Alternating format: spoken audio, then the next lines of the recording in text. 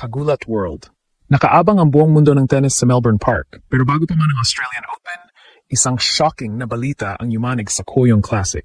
Usap-usapan ngayon ang napipintong rematch sa pagitan ng ating tennis princess na si Alexandra Ella at ng Croatian superstar na si Donna Vekic sa darating na January 13 hanggang 15. Ang Kooyong Classic ay kilala bilang ang pinaka-prestihiyosong exhibition tournament bago ang Grand Slam at kung pagtatapuin ng tadhana sa draw ang dalawang ito, asahan ang isang explosive na paghaharap na gigising sa natutulog na dugo ng mga Pinoy sa Australia. Bakit ito? Ginulat ang mundo moment?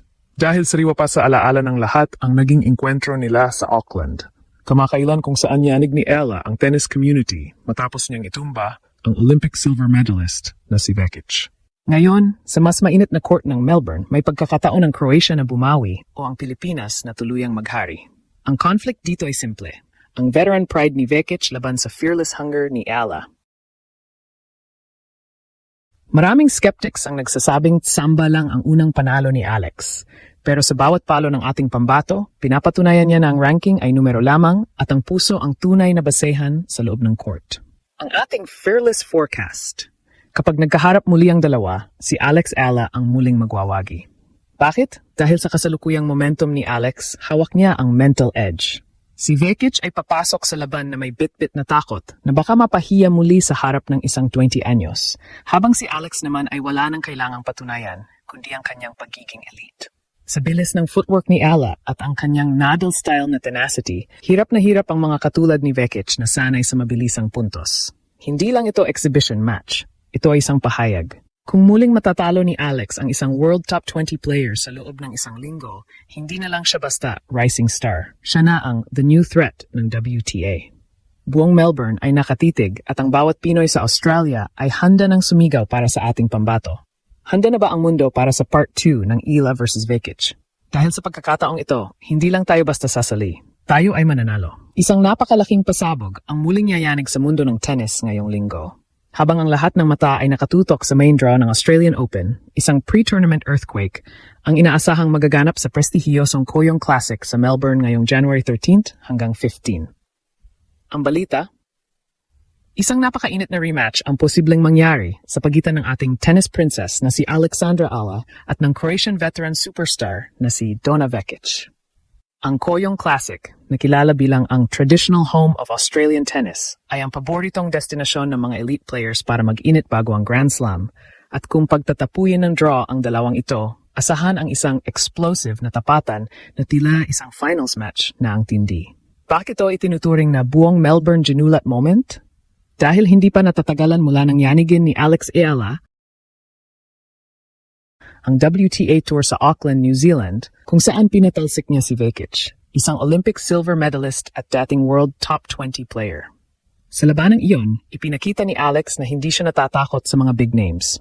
Ngayon, sa harap ng napakalaking komunidad ng mga Pilipino sa Melbourne, ang tadhana ay tila gumagawa ng paraan para sa isang Chapter 2. Para kay Vekic, ito ang kanyang pagkakataon para sa redemption at para maibalik ang kanyang dangal bilang isang elite pro. Ngunit para kay Alex, ito ang pagkakataon para patunayan na ang kanyang unang panalo ay hindi isang tsamba, kundi ang simula ng kanyang panunungkulan sa mundo ng elite tennis. Ang tensyon sa pagitan ng dalawang ito ay ramdam na sa mga training sessions sa Melbourne Park. Sa bawat share at balita sa social media, hindi mapigil ang excitement ng mga fans.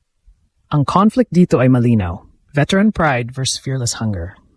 Si Donna Vekic ay sanay sa malalaking entablado, ngunit sa huling pagkataon na hinarap niya ang isang 20 anyos na Pinay, naging biktima siya ng bilis at grit ni Alex.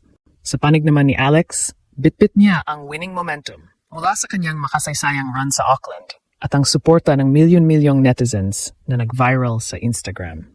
Isipin niyo ang pressure, isang exhibition match na may timbang na Grand Slam Finals. Ang Melbourne ay kilala sa pagkakaroon ng isa sa pinakamaingay at pinaka-passionate na crowd sa buong mundo at siguradong ang mga Pinoy sa Australia ay hindi magpapahuli sa pagwagayway ng ating bandila. Ito ang tinatawag nating psychological warfare. Sino ang unang kukurap? Sino ang may mas matibay na tuhod sa ilalim ng init ng Melbourne sun? Ang rematch na ito ay hindi lang tungkol sa trophy, ito ay tungkol sa statement. Kung muling mapapatumba ni Alex ang isang higanteng katulad ni Vekic, opisyal na matatapos ang era ng pagiging underdog ng Pilipinas. Handa na ba ang Kooyong Classic sa bagsik ng ating reyna? Dahil sa January 13, ang kasaysayan ay muling isusulat sa bawat palo ng raketa. Upang lubos na maunawaan kung bakit nanginginig ang kampo ni Donna Vekic, kailangan nating silipin ang kasaysayan at ang X's and O's ng tapatang ito. Sa kasalukuyan, ang ating head-to-head H2H record ay pabor sa ating pambato. Matatandaang sa kanilang huling pagtatagpo sa Auckland, niyanig ni Alex Ala ang mundo nang dispatsahin niya ang Olympic silver medalist sa loob ng 3 sets. Doon pa lang, napatunayan na ni Alex na ang veteran experience ay walang binatpat sa Pinoy grit. Ngayong January 2026, papasok sila sa Melbourne na may bit-bit na magkaibang mentalidad. Si Alex ay may kumpiyansang kayang tumalo ng higante, habang si Vekic ay may pasan-pasan na takot na muling mapahiya. Gawin nating basehan ang comparison. Si Donna Vekic ay isang power player. Umaasa siya sa kanyang malakas na serve at dambuhalang baseline drives para tapusin ang puntos ng mabilis. Ngunit heto ang shock factor. Ang laro ni Alex Yala ay ang mismong kryptonite ng mga katulad ni Vekic. Bilang isang Nadal-style left-hander, ang bawat stroke ni Alex ay may kasamang kakaibang spin at anggulo na nagpapahirap sa teaming ng mga right-handed players.